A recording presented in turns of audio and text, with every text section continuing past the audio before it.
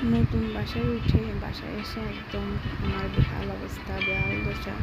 তার উপরে বৃষ্টি, কোনো কিছু গোছগাছ করার মতো অবস্থা নেই।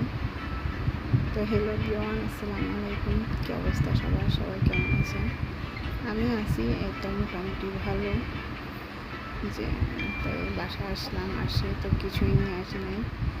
তো টুকটাক যাবতীয় যা কিছু লাগে, এই যে আসলাম প্রকারিসের দোকানে, আসি সব কিছু দেখতেছি, লাগবে তো সব কিছু একদম এ টু জেড সব কিছুই লাগবে। সাথে করে কিছু নিয়ে আসি নাই, একদম একটা জিনিসের সাথে করে নিয়ে আসি নাই। সব কিছু নতুন করে আবার কিনতে হবে।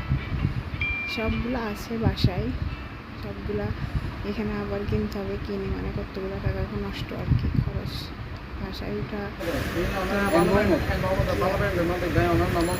তো এগুলো যে বালতি, ড্রাম, পিলার,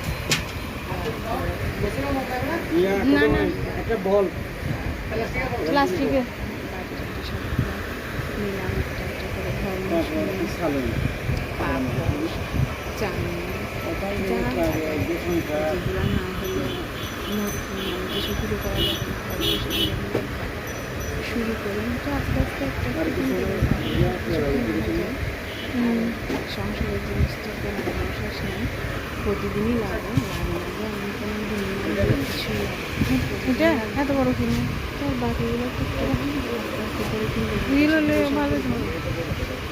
সাথে একটু পরে কারণ বাসাটা আমি চেঞ্জ করবো। বাসাটা একদম